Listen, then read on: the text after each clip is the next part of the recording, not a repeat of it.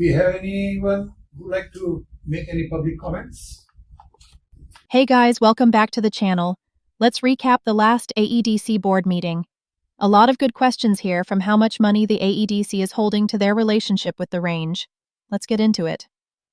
Yes, I'd like to know if we get a report of how much money the AEDC has on cash in, where that money is, and what interest rate we're making off that. I would love to say that I have financials in our packet today, but we do not. The city of Amarillo is behind, way behind. We are looking at a quarterly investment report today, so you will see or hear. If you looked at the agenda packet online, you would have saw what kinds of rates we're getting on our deposits and where those are at. So it is in the quarterly investment report. I'll rip it out and give it to you in the end of the meeting. Yes, sir. Floor Stores and Grace Company. No, neither. They have a council meetings. That being said, can we have a standard time? I know I serve on a couple of other boards where we have a set time every other month, whatever that may be. Y'all seem to go, I know it's y'all's convenience, not our convenience. I get that. But it's hard for the public to keep up when you're meeting. I think other people want to come, but then they're like, it's normally at 11, and then if you're talking, no, it's not at 11 tomorrow, it's 2.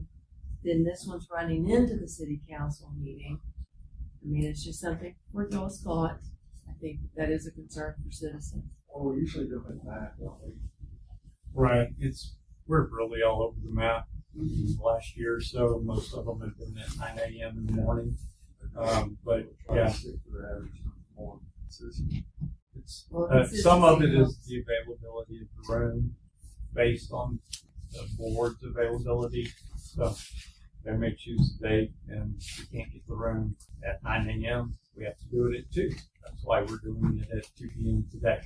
Well, you know, we talked about videotaping things, maybe moving to City Hall, that nice room that we now have, where you would have a room available to you and not have this. I know it's convenient to staff because you staff here, but I think the citizens that work can't come to this. Let's videotape it so they can.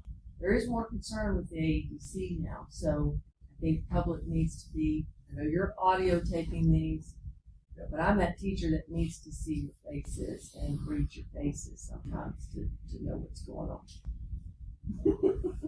Thank you for your comment. Thank you. Yes. My name's Mike Fisher. Okay, I'm not familiar with faces. Who's Mr. Brochu? Is that you? Oh, okay, congratulations. I just want to say that. Hopefully they'll go ahead and vote you in. I think they will. That's what I hear. Looking forward to it. I've got a suggestion for once. Instead of dressing somebody down, I kind of had this epiphany, and I'm hoping I asked you about the questions so I wouldn't be wasting your time. The Amarillo Economic Development Corporation is here to create jobs, right? Everybody kind of, I see the nods. We're here to create high-paying jobs, right? And so I think instead of maybe a new incentive plan to not, maybe the land deals, because a lot of that's fallen through and we had a lot of problems recently with some of the land stuff. I think a great accountability idea is to use their payroll taxes. So you take a copy of their payroll taxes, you're going to know if they're employed here and how much they're making. And the more they make, you have some sort of ceiling that you work into that and say, we're going to reimburse you. So then you have your accountability reports and you don't have to wait on those, because a lot of times I think they drag their feet on that. Companies drag their feet. So and then that would incentivize them to have high paying jobs.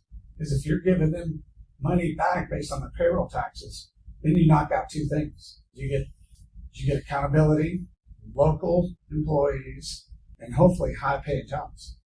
And I think that'd be a decent idea to explore to see if that would create more success with the high paying jobs. And I know there's a company, I won't name names, but it was a former employee that quit his job being a programmer, went back to school and became an attorney at about 40 years old. He worked at a local company, but they used a loophole that they said you have to have so many new employees. They just fired all their employees and rehired them, and then they met their requirement. So they didn't really do anything. And then they took all the AEDC money to build a new building. And he's a pretty credible guy, definitely. But I won't name names. It's not, I think they sold to somebody else. But if anybody wants to know the name of that company, I'll share it with you. But I think the payroll tax idea would close loopholes such as this new employee idea thing that they used. Thank you. Thank you.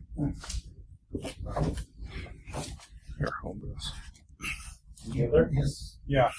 Before John Adair gives his comment, let me play this clip to add some context to what he's asking about. Matthew, M-A-T-T-H-E-W, Garner. I'm the Executive Director of the Range. Do you want to get partnered back up with the AEDC? Do you feel it'll be beneficial, or is it best to just say, okay, let's avoid them and do it other ways? So there's actually a requirement for a lot of federal funding to be partnered with an economic development corporation. And so without having that partner, this area is potentially losing out on. I was wanting to ask, I know, what was it, about a year ago, we had this whole deal with the $750,000 that came up with the range and everything. In April, I got to interview Matt Garner when Laura Street had her press conference over there, and he was doing an interview with News Channel 7 and telling them how important it is for the range to be partnered up with an EDC. And with everything that's gone on with that $750,000 and the unlawful transfer and all that, I want to know, and I think a lot of Amarillo wants to know, is the Amarillo EDC still in bed with the range? Are we still paying them dues? Are we still giving them money? Or have they been cut off? That's a great question. We prepaid 3 years worth of dues, and as far as when that runs out, I can't tell you off the top of my head. But when that runs out, there is no. Our board has not approved any other payment to the range. We don't. In the current year, we've not made a payment to the range. Will we be making any more? For next year, there is nothing. No. contemplated Okay. for the range. That's good. So we're still in bed with them because that $750 was paid, but everybody here has no intent of kind of continuing relationships with them. Is that kind of what we're saying? Yeah, I can't speak to everybody's intent. I can just tell you that it is not in the budget for the coming year. Okay. Awesome. Thank you.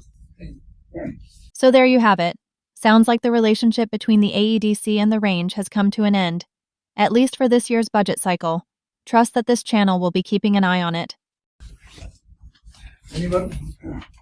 Yes, guys. I just wanted to say publicly, I want to say thank you to all of you who are serving on the AEDC. I was a prior board member, and I wanted to publicly say I know each and every single one of you. I respect your business acumen. I'm very excited for this new board. One thing I did want to bring to your attention, and Brian was a part of this. We went through a executive search back in my time, and that's when we enlisted the help of Jorgensen. Was that the name of it? Jorgensen? Yeah, Todd Jorgensen. And I just want to let you guys know, Brian knows this, but the other four, I was so utterly impressed with the type of people that he brought to the table. We interviewed, I think, 4 to 5 people, and each one of them stood out, and I was very impressed with all of them. So if you hear this chattering out there from people inside Amarillo telling you, well, no one wants to come to Amarillo, this is everybody runs from us, and there's no good talent out there. I think Brian would agree with me.